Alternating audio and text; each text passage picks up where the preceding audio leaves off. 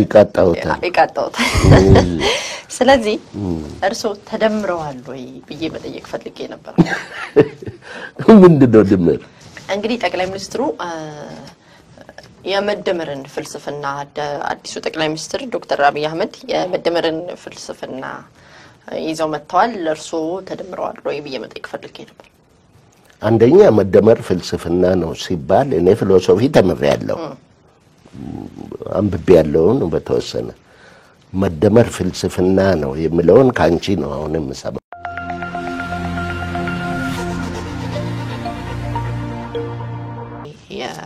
ኦሮሞ ልክርስ በመዲናችን አዲስ አበባ የተሰማ አነጋጋሪ ዜና ኮንዶሚኒየም መስጫ በታች በሆነ ዋጋ ቅንጡ አፓርታማ ከዲኤምሲ ሪል ስቴት በውጭ ሀገር የምትኖሩ ሀገሬ ላይ ቤት እንዲኖረኝ ይፈልጋሉ የምትሉ 432,000 ብር ቅድመ ክፍያ ጀምሮ ከባለ 1 እስከ ባለ 4 መኝታ ቤቶችን ለኑሮ ተስማሚ በሆነው በለቡ መብራት ዲኤምሲ ሪል ስቴት አቅርቦላችኋል ግንባታቸው 60% የደረሱ ቤቶችን 10% ቅድመ ክፍያ ብቻ በመክፈል የቤት ባለቤት መሆን ትችላላችሁ 60% የባንክ ብድር ስለተመቻቸም እናንተ የሚጠበቀው ዘና ብላችሁ ያለ ሐሳብ እየሰራችሁ ቀስ ብላችሁ መክፈል ብቻ ነው የቀሩን ቤቶች በጣም ጥቂት ስለሆኑ ሳይቀደሙ ይቅደሙ ማየት ማመን ነው ይደውሉልን ዲኤምሲ ሪል ስቴት ተወዳሉት ከአራቱ የኦሮሞ ሴቶች ውስጥ ዋነኛው የነበረው ነገር ግን የኦሮሞ ሊቃን እንደሚናገሩት ተዳክሞ የነበረ እምነት ነው ብለው ሲናገሩ ሰማለው ይሄ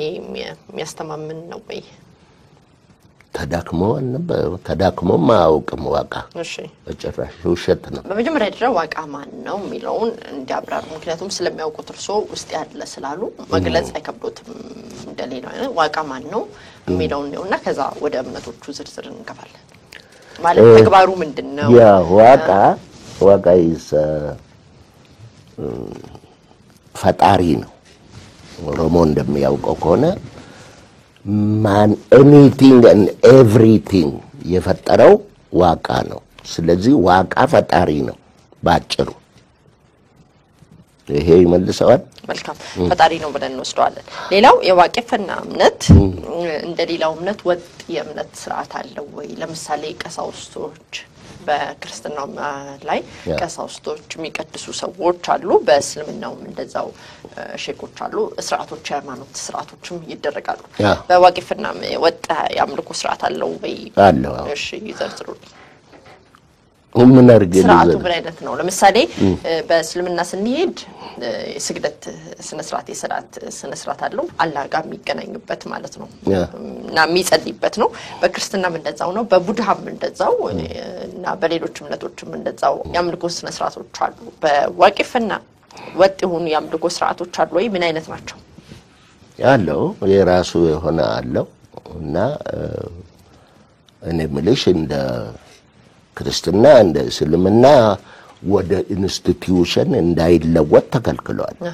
እና ይሄ ተከለከለና ለብዙ አመት የቆየ እምነት ነው ነገር ግን if you go back ማነጻጸሩ አሁን እኮ ኦሮሞን የጨቆነውና መብቱን የገፈፈው ክርስትናነቱና የቡድሃ እምነትን ነው የእስልምና እምነትንም ስናየው ያምልኮ ስነ ስርዓት አለ የኦሮሞም አለው እሱ እንዲነግሩኝ ነው ምን አይነት ነው የክርስትናው ነገሪ ለምሳሌ የክርስትናው ቄሶች መጽሐፍ ቅዱስ ያነባሉ ይጸልያሉ ይቀድሳሉ ወይ ያጠምቃሉ ይሄ ሃይማኖቱ ስርዓት ነው በእስልምናም እንደነገርኩት ለምሳሌ ጾሞች አሉ እስልምና ትልቁ ጾም የሚታወቅበት የረመዳን ጾም አለ ከዛ ደግሞ የስግደት ስነ ስርዓቱ ይሄ ወጣ አምልኮ ስነ ስርዓቱ ተብሎ የሚታመንበት ነው እና እሱን ነው ለመናገር ይፈልጋል ምን ያለው የኦሮሞም አለው በየ8 አመቱ የሚደረግ ጾም አለ ግን ሁሉም ሰው አይደለም ጾመው የሚጾሙ ሰዎች አሉ ሬዲመስ ይባላሉ እና እነዚህ አንቺ ቀሳውስት ምናምን የምትያቸው ደግሞ በኦሮሞም እንደዛው ተመሳሳይ ወዩ የሚባሉ ለማህበረሰቡ እንደ ወዩ ማለት የተከበሩ ውሸት የማይናገሩ የማይሰርቁ የማያጨበረብሩ ችግር ሶሳይቲ ላይ በተፈጠረበት ጊዜ እነሱ ተሰባስበው ሌሊቱን ሙሉ ጸሎት የሚያደርጉ ሰዎች አሉት። ግን እንትን አልሆነም፣ ኮሞዲታይዝድ አልሆነም እንደ ሌላው ማለት እንደ ኢንስቲትዩሽናላይዝድ ነው። ደሞዝ እየተከፈለ ተከልክሎ ስለነበረ ነው። ምን ኢየሱስ እኮ ደሞዝ አልበላም አይደለም እንዴ? ደሞዝ አይከፈል። ኢንስቲትዩሽናላይዝድ ስንል በደሞዝ ሰው ቀጥሮ ሃይራርኪስ ተፈጥሮ ተራቄስ ዲያቆን ምን ተብሎ እንደዛ አይነት ኦርጋናይዜሽን ዴቨሎፕ እንዲያረግ አልተፈቀደም። በጉልበት ነው የተከለከለው። ይሄው በኤፍኤም ሬዲዮ አታደምጪ? ኤፍኤም ሬዲዮ ስትሰሚ አሁን ሙልጭ አርጎ ነው እንደ አሃዱ ሬዲዮ የሚባል አሁን ሬዲዮ ቴሌቪዥን ስለሌለኝ ብዙ ጊዜ ሬዲዮ ነው የምሰማው። እንዳልሆነ አርጎ ነው አንቋሸው ኦሮሞነትንም ፈጣሪውንም ምኑንም anything that we value አንቋሸው ነው የሚናገሩት። መልካም እንግዲህ ከፖለቲካ ደግሞ እንጣና ከሃይማኖት እንጣና ወደ ፖለቲካችን እንሂድና ትንሽ እሱን ነካርገን የቀድሞ ጠቅላይ ሚኒስትር አቶ መለስ ዜናዊ ምሁራኑን ለማነጋገር አዲስ አበባ ዩኒቨርሲቲ መጥተው ያለ እርሶ ጮክ ብለው እኔ ኦነግ ነኝ ብለው ለጠቅላይ ሚኒስትሩ ተናግረው ነበር። ምን ነበር መልሱ ነበር? መልስ አይደለም ነገሩ ምንድነው? እኔ ለማጋለጥ የፈለኩት ይሄው ልትገሉት የፈለጋችሁትን ሰው ልታስሩ የፈለጋችሁትን ሰው መጀመሪያ ኦነግ ብላችሁ ታርጋ ትለጥፉለታላችሁ። እኔ የራሴን ታርጋ ልለጥፍ እንግዲያውስ ኦነግ ነኝ የምታረጉትን አርጉ። እኔ አዲስ አበባ ዩኒቨርሲቲም ኦነግ ነው የምሉኝ። እኔም ደግሞ ኦነግ የሆንኩ ነኝ because others perceive me that way ብዬ ነው የነገርኩት። እሱም ያለው እኛ እኮ በሐሳብ ደረጃ የኦነግን አመለካከት የኦሮሞ ልጅ ለምን ኖረው ብለን እኮ መከላከል አንችልም ብሎ ነው የተናገረው መለስ። እና በዛ የተነሳ ገመቹ መለስን ያመልካል። እኔ ማንንም አላመልክም። እኔ ማንንም አምልኬ አላውቅም።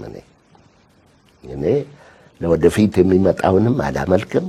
እኔ የማመልከው የኦሮሞ ፈጣሪ ያለውን ዋቃን ነው የማመልከው እንጂ እኔ እንትን የሰው ልጅ ስልጣን አለው ትልቅ ሰው ነው የሚል ስሜቱንም የለኝም በውስጤ። እኔን ልዩ የሚያደርገኝ ምናልባት እሱ ነው። ኢንፋክት አዲስ አበባ ዩኒቨርሲቲ ውስጥ ያኔ የኦሮሞ ልጆች አማርኛ በደንብ ስለማይችሉ ግሩፕ ፎርም እያደረጉ አብሮ ነው የሚሄዱት። አማራን ስለሚጠሉ ወይ ሌላውን ብሔረሰብ ስለሚጠሉ አይደለም፣ ቋንቋ ስለማይችሉ ነው። ነገር ግን አብሮ ሲሄዱ በኦሮምኛ ስለሚናገሩ ኦነጎች ይሏቸዋል። ኦነጎች ተብሎ የታሰሩ የት እንደደረሱ የማይታወቁ ብዙ ልጆች አሉ። እነሱ ናቸው ይሄንን ሁሉ የፈጠሩት። እኔ ኢንፋክት አይ ሃቭ ኢቭን አስክድ የኦሮሞ ተማሪዎች ዲን ለብቻ ይሁን ሁሉ የሚል ሐሳብ አቅርቤ ነበር። ለምን ኦሮሞ ከሆንሽ ዩኒቨርሲቲ ውስጥ ሆነ ስራ ቦታ ሆነ መበደልሽ አይቀርም። እንደሱ ይደረጋል። ስራ ለመቀጠር ብትሄጂ ስምሽን አይቶ በዚህ ስም አትቀጠርም እንደማለት ነው። ስለዚህ የብሔር ጭቆና ወያኔ ነው ያመጣው የሚለው ውሸት ነው። ወያኔ ነው ኢትዮጵያን በጎሳ የከፋፈለው ምን ያደርገው የሚለው ነገር ተረት ነው። ይሄ በጣም የሚያሳፍር ውሸት ነው። ለምን እኛ በኃይለ ሥላሴም ጊዜም ነበር፣ በደርግ ጊዜም ነበር። ኦሮሞን መጥላትና ማንቋሸሽ በኃይለ ሥላሴ ጊዜም ነበረ፣ በደርግ ጊዜም ነበረ፣ አሁንም አለ፣ ዛሬም አለ። ዛሬ እንዳውም በሬዲዮ ነው በቴሌቪዥን ነው የወጡ። እኔ በጣም የሚያሳዝነኝ ባለቤት የሌለው ህዝብ መሆኑ ነው የኦሮሞ ህዝብ። በጣም ነው የሚቆጨኝ። ባለቤት የሌለው የሚከላከልለት የሌለው ህዝብ ቫልዩን አንቋሸው ያቀርባሉ፣ ታሪኩን አንቋሸው ያቀርባሉ፣ ባህሉን አንቋሸው ያቀርባሉ። ልክ የሰው ፍጡር እንዳልሆነ አድርጎ ነው የሚያቀርቡት። ስለዚህ ነው ያኔም ከዚሁ አንጻር ነው ኦኔግ ሲሉ ለምሳሌ ጅብ እንደሆንሽ አይነት ነገር አድርጎ ነው። እኔ አዲስ አበባ ዩኒቨርሲቲ ኦኔጉ መጣ ነበር የሚሉኝ። ገምሱ አቡነ ገዳ መጣ ይለኛል፣ ገምሱ ጉዱ ካሳ መጣ ይለኛል። እና ቅጽል ያወጡልሻል። አንቺ ሰው አይደለሽም። they have to make you somehow ከሌላ ነገር ጋር ከሌላ ከቆሸሸ ነገር ጋር አሶሲዬት ያደርጉሽና ቆሻሻ ያደርጉሻል። ይሄ ነው እኛ የኢትዮጵያ ኤክስፒሪየንሳችን ይሄን ይመስላል።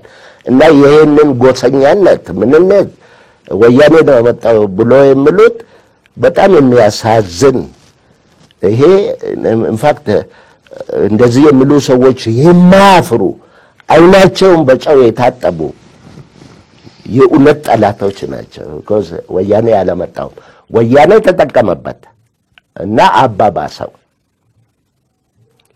አባባሰው ማለት ግልጽ አድርገው አወጣው። ወደ ሜዳ እንዲወጣ ጉዱ ወደ ሜዳ እንዲወጣ አድርጓል። ወያኔ ነው የፈጠረው የሚባለው ግን ውሸት ነው። ነበርኩ እዚሁ ነበርኩ እኔ 30 ዓመት ወያኔ ስር ሆኖ የኦሮሞ ልጆች ያጠቁ የነበሩት ትግሬዎች አይደሉም፣ በአብዛኛው አይደሉም። የሰው ስም መጥራት ምን ያደርጋል ብዬ ነው እንጂ በስም የምናውቃቸው ሰዎች አሉ። ጥቁማ ያደረጉ የኦሮሞ ልጆች ከሌ ኦኔግ ነው ምንም ኦኔግ ምን እንደሆነ የማያውቅ ልጅ ሁሉ ይታሰር ይገረፍ ነበር እና ከትምህርት ቤት ይባረር ነበር ኦኔግ በሚል። እና አሁን ትንሽ ቆይቶ ደግሞ ሌላ ቃል ይፈጠራል፣ የምንጠቃበት ቃል ይፈጠራሉ በየወቅቱ በየዘመናቱ። ስለዚህ መለስ ዜናዊ ጥሩ መልስ ነው የመለሰው። የኦኤልኤፍን ሐሳብ ወይም የኦኤልኤፍ የተከለውን የኦሮሞ ህዝብ ውስጥ ያስገባውን አስፒሬሽን እኩል የመሆን ምኞት፣ ነፃ የመሆን ምኞት እኛ እኮ መከላከል አንችልም፣ እያንዳንዱ ግለሰብ ለምን የነን አይዲያ ያስክ ብለን እኮ መከላከል አንችልም ነው ያለው። and that was absolutely correct። እንግዲህ በዛው ስብሰባ ላይ እንደገና አንድ ምሳሌ እርሶ ሰጥተው ነበር። የእርሶን ቤት አገልጋይ አንስተው የፀሐይ ምሳሌ ነው የሰጡት ለጠቅላይ ሚኒስትሩ። እስቲ ለተመልካቾቻችን ማንሳት ከቻለን። እኔ ነገሩ እኔ በዛን ጊዜ እንግዲህ ሁሉም የኢትዮጵያ መንግስት የኃይለ ሥላሴ መንግስት ነው። ስለ እውነቱ ከሆነ የኢትዮጵያን ታሪክም እስከተወሰነ ድረስ አንብቤያለሁ። እኔ ኢትዮጵያ ከመጀመሪያ ጀምራ እስከ ዛሬም በወታደር ነው የምትገዛው። አጤ ምኒልክ እኮ ወታደር ነው። he was a warlord የወታደር መሪ ነው። አርሲ ዘምቷል ወታደር መርቶ፣ ሐረርጌ ዘምቷል ወታደር መርቶ፣ የት እንደዘመተ ሌላውን ታሪክ ይወቃው። እና ወታደር ነው በወታደር ነው የተገዛ ነው በአጤ ምኒልክ። በጠመንጃ ነው የኦሮሞ ህዝብ ተሰበረው የተያዘው። ከዛ በኋላ ጃንሆይ ናቸው የመጡት። ጃንሆይ ወታደር ናቸው። ፊልድ ማርሻል ነው የሚባለው ሰውዬው። እና አለባበሱን አይተሻል። የእንግሊዝ የክብር ዘበኛ ወታደር ዩኒፎርም ነው ለክብር ዘበኛ ጋር ሲሄድ የሚለብሰው። ባህር ኃይል ሲሄድ የእንግሊዝ የባህር ኃይል ዩኒፎርም ነው የሚለብሰው። ጦር ሰራዊት ጋር ሲሄድ እንደዛ እና ወታደር ነው የገዛው። ደርግ ኔኪድ ወታደር ነው። ወያኔ የምትየው ወታደር ነው። መለስ ዜናዊ እኮ የጎሪላ አርሚ መሪ ነው። ኢትዮጵያ ከመጀመሪያ እስከ መጨረሻ እስከ ዛሬ በወታደር ነው የምትመራው እና ይሄንን ምንድነው የጓሪላ አርሚ አገር እየገዛ ስለ ዲሞክራሲ ያወራል። How can you be democrat when you are a military leader? እና ዲሞክራሲ ምንድነው የሚለውን ጥያቄ ለማንሳት ነው በፀሐይ በኢሂቴ አሳብቤ ተናገርኩት። ምንድነው እሷ ክርስቲያን ነች፣ እውነተኛ ክርስቲያን፣ በእውነት የምታመን በእውነት ንጹህ ሰው እንደዚህ ያላየሁም። እኔ ቤት 7 ዓመት ነው የሰራችው እና she is ጥሩ እውነተኛ የሰው ልጅ ነች ፀሐይ። እና እኔ ብዙ ጊዜ ትምህርት ቤት የመጀመሪያ ፒሪየድ ላይ ነው የሚመድቡኝ። ስለዚህ ጠዋት በ12 ሰዓት ተነስቼ ተዘጋጅቼ ክላስ መሄድ አለብኝ እና ጠዋት ደግሞ መተኛት እወዳለሁ። ጠዋት እንቅልፍ በጣም እወዳለሁ እና በሳምንት አንድ ቀን ብቻ ነው የጠዋት እንቅልፍ መተኛት የምችለው፣ ያውም እሁድ ዕለት ነው። እና ፀሐይን አትምጪ እሁድ እስከ 5 ሰዓት አትምጪ ነው ስለምተኛ በያታለሁ። እሷ ደግሞ ቶሎ መጣ ሰራርታ መሄድ ትፈልጋለች እና በደንብ አልሰማችኝም እና ትመጣና ትገባለች እንትን ውስጥ ኪችን ውስጥ ትገባና ድምጽ ሰማ ነው ከእንቅልፌ ባንናለሁ። ለምን መጣሽንም እንደዚህ ታረጊያለሽ? ምን ነው ዶክተር እኔ እኮ ቶሎ ጨርሼ ለመሄድ ነው አለች። እኔ አልተኛሁም፣ እኔ ቄሶቹ ይጮህብኛል፣ መተኛት የምችለው እሁድ ብቻ ነው እና ጠዋት አንቺ ከመምጣትሽ በፊት በ10 ሰዓት ጀመሩ እስከ 12 ሰዓት 1 ሰዓት ድረስ ማይክሮፎኑ እኔ መስኮት ላይ የተተከለ ነው የሚመስለው ጩኸቱ እና እኔ ቄሶቹ ይጮህብኛል ብዬ ስል ዶክተር ጩኸት እኮ አይደለም አለችኝ። እና ምንድነው አልኳት። ጦሎት ነው አለች። የምሯን ነው እውነቷን ነው። ለሷ ጦሎት ነው፣ ለኔ ጩኸት ነው። እና የእናንተ ዲሞክራሲ ለኔ መሰሉ ነው ወይስ ለነጣሃይ ነው ነው የኔ ጥያቄ ለመለሰ የጠየቅኩት። ለኔ መሰሉ ከሆነ እኛ ማይኖሪቲ ነን፣ ለነጣሃይ ከሆነ እኔ ጩኸት ነው የሚለውን እሷ ጦሎት ነው ትላለች እና አልተስማማንም። እንዴት ነው የሚደረገው ይሄ ነገር? እና ይሄንን ዲሞክራሲ የምትሉትን የምትገፉበት ከሆነ ጥንቃቄ ይፈልጋል። እኔ አንዳንድ ቀን ፀሐይ ሳትመጣ ስትቀር ራሴ ቡና አፈላለው ብዬ ቡና ጥጄ ውሃው ከፈላ በኋላ ቡና ሲጨምርበት ቡናውን ወደ ላይ ይወረውራል፣ ይገነፍልና እሳት ያጠፋብኛል። ይሄ ዲሞክራሲም እንደዛው ነው። የኛ ሶሳይቲ እንደፈላ ውሃ በተወስዱት ይሄ ዲሞክራሲ ባዳ ነገር ስለሆነ ለብዙዎቻችሁ በተለይ በጦሎት ለሚያምኑ ሰዎች ባዳ ነገር ስለሆነ ሊገነፍል ይችላል፣ በጥንቃቄ ካልተያዘ ሊገነፍል ይችላል ብዬ ነው የነገርኩት።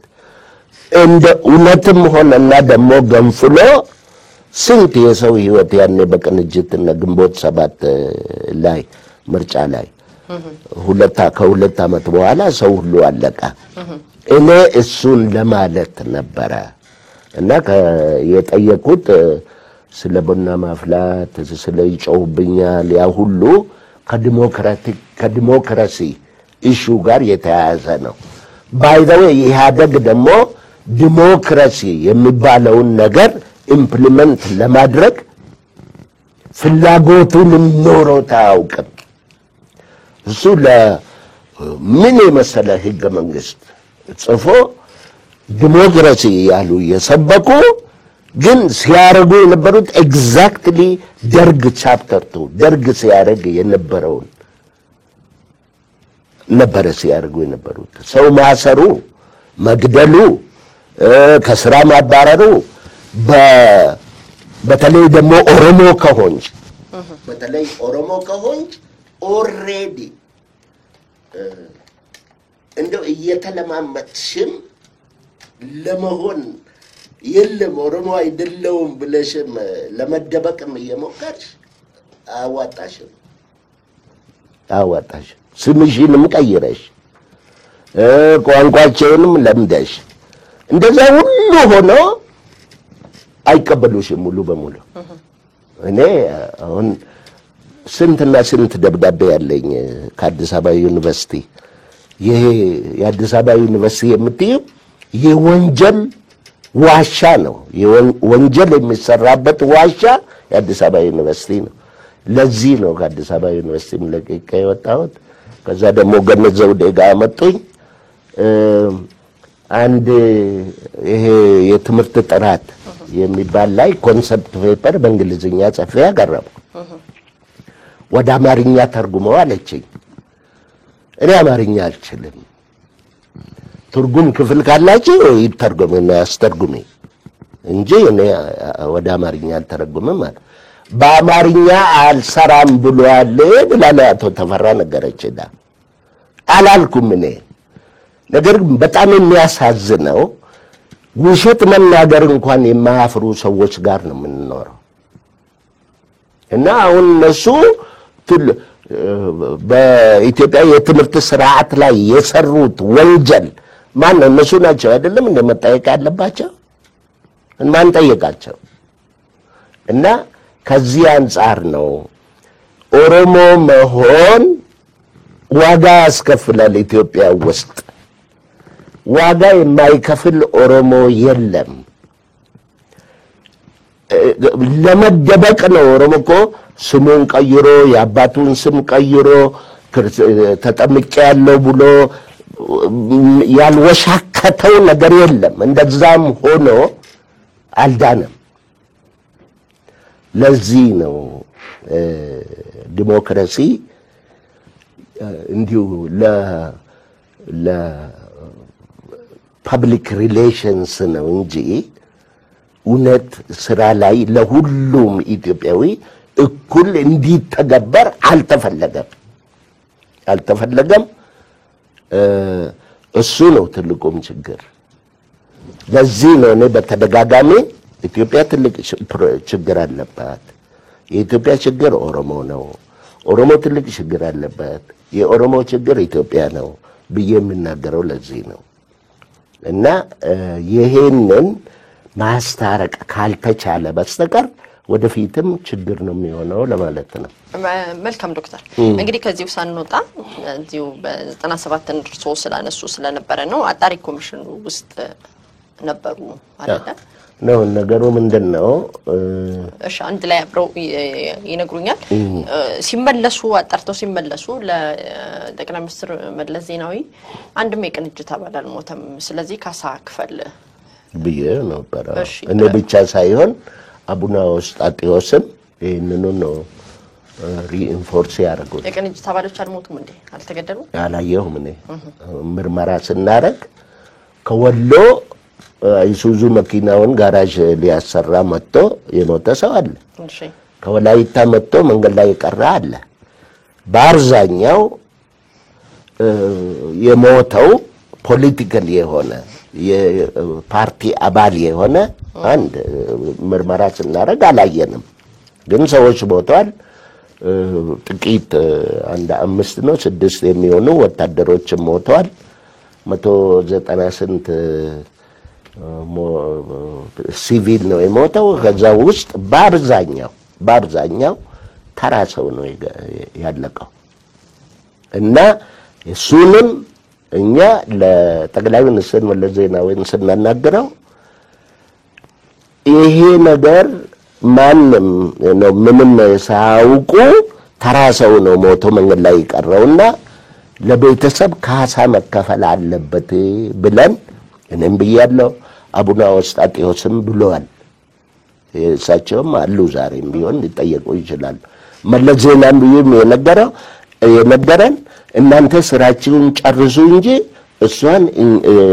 እሱን ጉዳይ ለኛ ተውት ነው ያለው ግን ምንም ያርጉት ነገር የለም መልካም እንግዲህ ከፖለቲካ የመጨረሻ ጥያቄ ነው የምጠይቀው ጥያቄዎችን እየጨረስኩ ነው ዶክተር በጣም ይቅርታ አድርጉልኝ አድክሜዎት ከሆነ ያይዝ ኦኬ እንግዲህ አንድ ጥያቄ እዚህ ፖለቲካ መዝገየን ማረጋው እርሶን እንዳየውት አዳዲስ ሐሳቦችና ምንጭ ተመራማሪ ኖት ወደ ፍልስፍናውም ትንሽ በመዲናችን አዲስ አበባ የተሰማ አነጋጋሪ ዜና ኮንዶሚኒየም መስጫ በታች በሆነ ዋጋ ቅንጡ አፓርታማ ከዲኤምሲ ሪል ስቴት በውጭ ሀገር የምትኖሩ ሀገሬ ላይ ቤት እንዲኖረኝ ይፈልጋሉ የምትሉ 432,000 ብር ቅድመ ክፍያ ጀምሮ ከባለ 1 እስከ ባለ 4 መኝታ ቤቶችን ለኑሮ ተስማሚ በሆነው በለቡ መብራት ዲኤምሲ ሪል ስቴት አቅርቦላቸዋል ግንባታቸው 60% የደረሱ ቤቶችን 10% ቅድመ ክፍያ ብቻ በመክፈል የቤት ባለቤት መሆን ትችላላችሁ 60% የባንክ ብድር ስለተመቻቸም እናንተ የሚጠበቀው ዘና ብላችሁ ያለ ሐሳብ እየሰራችሁ ቀስ ብላችሁ መክፈል ብቻ ነው የቀሩን ቤቶች በጣም ጥቂት ስለሆኑ ሳይቀደሙ ይቅደሙ ማየት ማመን ነው ይደውሉልን ዲኤምሲ ሪል ስቴት ይቃጣውታል ስለዚህ እርሶ ተደምረዋል ወይ ብዬ መጠየቅ ፈልጌ ነበር ምንድነው ድምር እንግዲህ ጠቅላይ ሚኒስትሩ የመደመርን ፍልስፍና አዲሱ ጠቅላይ ሚኒስትር ዶክተር አብይ አህመድ የመደመርን ፍልስፍና ይዘው መጥተዋል ለርሶ ተደምረዋል ወይ ብዬ መጠየቅ ፈልጌ ነበር አንደኛ መደመር ፍልስፍና ነው ሲባል እኔ ፊሎሶፊ ተምሬያለሁ አንብቤያለሁ በተወሰነ መደመር ፍልስፍና ነው የሚለውን ካንቺ ነው አሁን የምሰማው አላውቅም honest to god መደመር ምን እንደሆነ እስከዛሬ አልገባኝም መደመር አንዱ የፕላስ ምልክት አለ አይደለም የመደመር ምልክት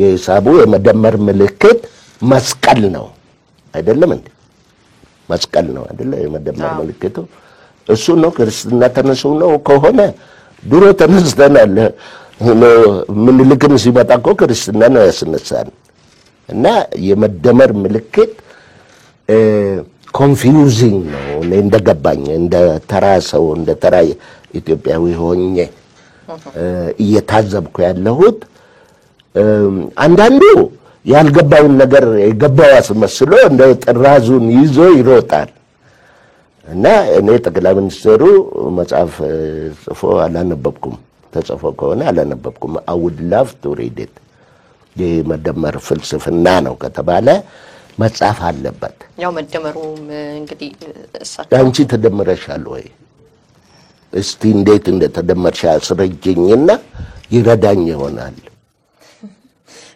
ተደምረሻል ስለዚህ ይሄ መደመር አብረን ከምንበላላ ከምናልቅ ለምንድን ነው የምንበላላ ከምንነካከስ አንድ ላይ ተሰብስበን ተደምረን መሻገር ይሻለናል ይሄን አስቸጋሪ ጊዜ ለማለትም ይመስላል እንግዲህ ምንድነው ያስቸጋሪ ጊዜ ነው ምልሽ ወደዘ ምንድነው መበላላት ለምንድነው የምንበላላው ምንድነው የተፈራው ነገር እና በመደመር የምንሻገረው ነገር ምን ነው እኔ ምልሽ እንትን አርጋሽ ብቻ በጥቅሉ ጥያቄ ቢጠይቂኝ የኔን ቶለራንስ እየተፈታተንሽው ነው ምንድነው የምንሻገረው መደመር ለዚህ መሻገር አንደኛ ምንድነው የት ነው የምንሻገረው የት ነው የተሻገርነው ያለነው ወንዙ የትኛው ነው ወይ ድልድዩ ምን የሚያሻግረን እና ምንድነው ፕሮብሌሙ ችግሩ ምንድነው መደመር መድኃኒቱ የሚሆንበት ችግር በሽታ ምንድነው እሱን ከነገርሽኝ መመለስ እችላለሁ እኔ ምንም ችግር አይታየኝም። የተጠየቀው ጥያቄ ክሊር ነው። ይሄ መደመር ጠቅላይ ሚኒስትር አብይን እና አቶ ለማ መገርሳን ወደ ስልጣን እንዲመጡ ያደረገው ክራይሲስ ነበረ። ኦሮሚያ ውስጥ በተለይ ክራይሲስ ነበረ። በዛ ብዙ ወጣት ነው የተሰዋው። እኔ አይቻለሁ። አሁን እንደሚዶሎ ሴትያ የልጇ ሬሳ ላይ እንድትቀመጥ ስትገደድ እዛ ነበርኩ። I was right there። እና ይሄ ክራይሲስ በዛን ወቅት ሲጠየቅ የነበሩት ጥያቄዎች 1 2 3 4 ብለን እናውቃቸዋለን። መደመር እነዛን ጥያቄዎች ይመልሳል ነው ወይ የተባለ ያለው? ይዘው እንደዛ ነው የገባሽ አንቺ? እኔ አልገባኝምና አንቺ እንዴት እንደገባሽ ብታስረጂኝ ይረዳኛል የሚል ነው። እና አንቺ ደግሞ ጥያቄ መልሰሽ ጠይቀኛለሽ ትያለሽ። ገብቶሻል ለማለት የፈለኩት? ጋው ገብቶኛል። ስለዚህ ስላልገባኝ እኔ መደመሩንም ተደምሬያለሁ አልተደመርኩም ማለትም አልችልም። ገና አልገባኝም። ስለማውኑንም አላወኩም ነው። ቅድም እኮ በክርስቶስ ታምናለህ ወይ አልሽኝ። ማመኔንና አለማመኔን በምንድን ነው የማረጋግጠው አልኩሽ አይደለ? መደመሬንና አለመደመሬንም አላውቅም። ለምን ደምሮኝ ከሆነ ራሳቸው ጉዳይ ነው። እኔ ግን በራሴ ሊደመር ብዬ ለማለት I need the nitty-grittyዎቹ ማወቅ አለብኝ። ለምን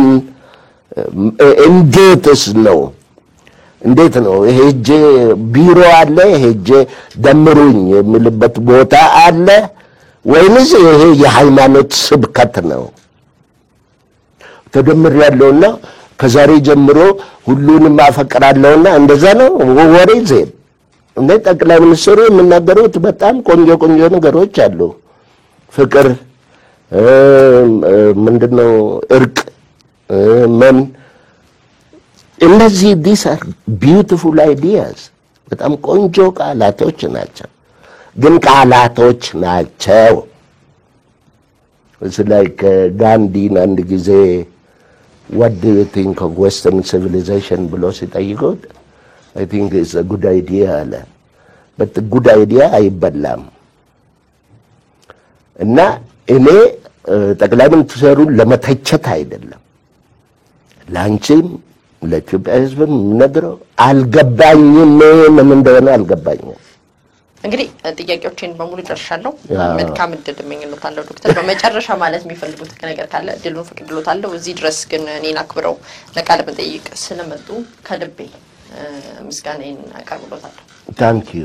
እኔም ለዚህ እድል በጣም አመሰግናለሁ። በመጨረሻ እኔ ለማለት የሚፈልገው ኢትዮጵያ ውስጥ ኢትዮጵያ ስንል የማፕ ስም ነው። እዚህ ማፕ ውስጥ ብዙ ሰዎች አሉ። የተለያዩ ቋንቋ የሚናገሩ ህዝቦች አሉ። እነዚህ ህዝቦች በሙሉ ክቡር ናቸው። አብረን መኖር ይቻላል። አንዱ የሌላው መብት አክብሮ መኖር ይቻላል። ሌላውም ሪሲፕሮካል ነው። እኔ አንቺን ማክበር መልሼ የማገኘው ክብር ነው። እና በብሔረሰቦችም ደረጃም ብናየው ኢንፋክት ፌደራሊዝም እኔ እንደምገባኝ is cultivating relations between different groups, national groups or ethnic groups by የፈለግ cultivate አላረገንም። በኦሮሞና በአጋው መካከል ያለው ሪሌሽን cultivate መደረግ አለበት ፌደራሊዝምናችን እንዲሰራ። በኦሮሞና በቤጃ መሃል ያለው ግንኙነት cultivate መደረግ አለበት። አፋርና ሶማሌ መካከል ያለው ሪሌሽን cultivate መደረግ አለበት። We should invest in cultivating relations between these groups ይሄ በሃይማኖት መልኩ አይደለም በፖለቲካና በኢኮኖሚክ መልኩ ነው ካልቲቬት ማድረግ የሚቻለው ደግሞ ኢትዮጵያ ውስጥ ለብዙ ዘመን ይሄንን ህዝብ ማታለል ስለተቻለ ይሄ ማታለል ይቀጥላል ብሎ ማሰብም አደጋ ነው ይቀጥል አይችልም እኔም ለተሰጠኝ እድል በጣም እያመሰገንኩ ያደረኩት ትንሽ ሞደስት አስተሳሰብ የሚጠቅም ከሆነ ኢትዮጵያ ህዝብ ምስጋና ይገባዋል ለማለት ፈልጋለሁ። እሺ ተመልካቾቼ ፕሮግራሜን በዚህ ጨርሻለሁ።